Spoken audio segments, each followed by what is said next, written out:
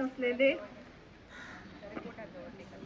व्यासपीठावर सन्माननीय व्यासपीठ व व्यासपीठावर विराजमान असलेले आजच्या कार्यक्रमाचे अध्यक्ष व तसेच विजाभज प्राथमिक शाळेचे प्रमुख पाहुणे श्रीयुत ऋतू पाटील, सावित्रीबाई फुले यांच्या जयंती निमित्ताने एकत्रित जमलेलो आहोत. प्रथमतः मी त्यांच्यासाठी 2 पंक्ती राईट केल्या आहेत.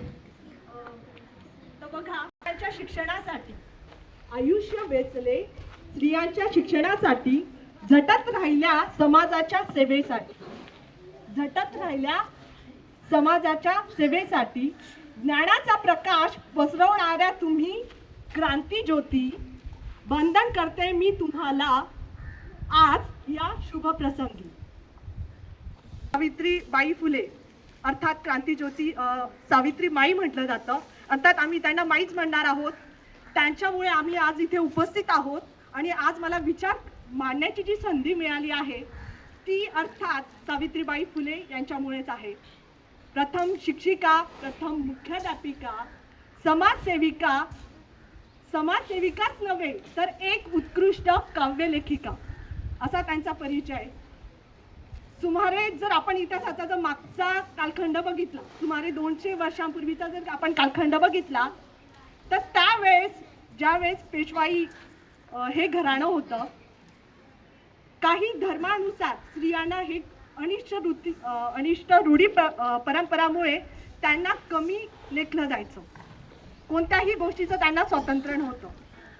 बालविवाह, केशवपण, सती यासारख्या अनिष्ट रूढी परंपरा त्या काळी होत्या आणि या रूढी परंपरा सन 3 जानेवारी 1831 रोजी सातारा जिल्ह्यातील नायगाव येथे सावित्रीबाई फुले यांचा जन्म झाला.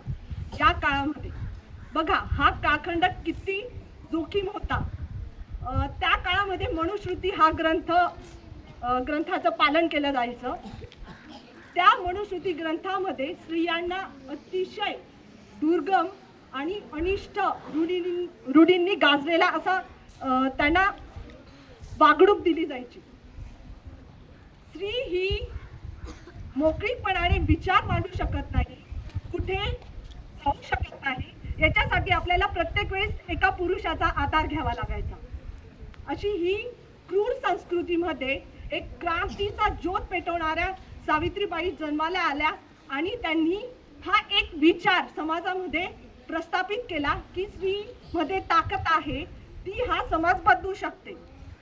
थोडा विषयांतर होईल. कुटुंब बदलण्याची आणि कुटुंबामधल्या मुलांना प्रगतीपथावर जर नेण्याचं काम असेल तर ते एका स्त्रीमुळेच घडत असतं. जर स्त्री ही शिकली तर पूर्ण परिवार सुशिक्षित होतो. स्त्री ही एक प्रखर निर्णय क्षमता घे शक्ती आहे. तर मी आताच तुम्हाला लहान चिमुकल्यांनी काही सामाजिक आणि शैक्षणिक माहिती दिली आणि तसेच नंदा मॅडमांनी त्यांच्या शैक्षणिक कार्याची जडणघडण आणि माई मॅडमांनी त्यांचा एक छोटासा प्रसंग आयुष्यातला सांगितला. त्याच पद्धतीने मी एक तुम्हाला छानसा 76 साली महाराष्ट्रामध्ये खूप दुष्काळ होता. त्या काळामध्ये सावित्रीबाई फुले आणि त्यांचे सत्यशोधक समाजाचे कार्यकर्ते हे मिळून दुष्काळग्रस्त लोकांसाठी सेवा करत होते.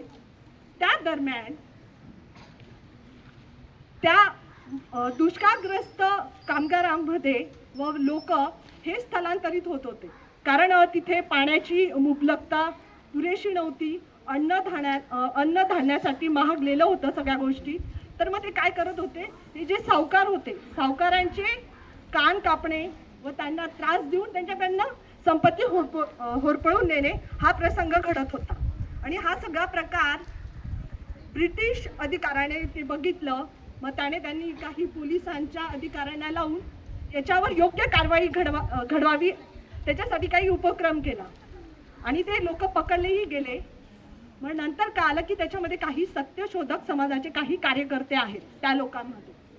तर तेव्हा सावित्रीबाई फुले या न घाबरता त्या अधिकाऱ्याकडे गेल्या आणि स्पष्ट म्हटले की ते कार्यकर्ते जे सत्यशोधक समाजाचे जे कार्यकर्ते आहेत ते मुळीच हे काम करणार नाही. तर या बाबतीत तुम्ही स्वतः व्यक्तिशः त्याचा दखल घ्यावी आणि निरीक्षण करावे. मग ब्रिटिश अधिकाऱ्याने स्वतः वैयक्तिक दखल घेतल्यानंतर असं आढळून आले की सत्यशोधक समाजाचे जे कार्यकर्ते होते ते मुळीच तिथे नव्हते. हा एक षडयंत्र बनवलेला होता. आणि तर ते ब्रिटिश अधिकारी सावित्रीबाई फुलेंवर इतके प्रेरित झाले तर त्यांनी एक बैलगाडं धान्य त्या दुष्काळग्रस्त लोकांसाठी दिला आणि त्यांचं कौतुक करण्यात आलं. अर्थात याच्यात तात्पर्य एवढाच आहे, आपण केलेल्या कार्याचा हेतू जर शुद्ध असेल, प्रामाणिक असेल आणि निष्पाप असेल तर कितीही अडचणी आल्या तरी त्या अडचणीतून मार्ग निघतो. तर हेच एक तात्पर्य आहे. आणि अशा या महान क्रांती सावित्रीबाई आई, आम्ही त्यांना आई म्हणतो, तर यांनी अशी सेवा करत असताना 1897 रोजी पुण्यामध्ये जी प्लेगची साथ पसरली त्यामध्ये स्वतःला वाहून दिलं समाजकार्यामध्ये. आणि समाजकार्य करत असताना स्वतःला सुद्धा त्यांना प्लेग झाला आणि दुर्दैवी त्याच्यात त्यांचा मृत्यू झाला. तर अशा या क्रांतिज्योती आईंना पुन्हा एकदा नमन. आणि शेवटी एक वाक्य म्हणते, स्त्रियांच्या अंधाऱ्या जीवनात पेटवली ज्ञानाची ज्योती, म्हणून तर आज जगती अजरामर आहेत आमच्या सावित्री माई. थँक्यू.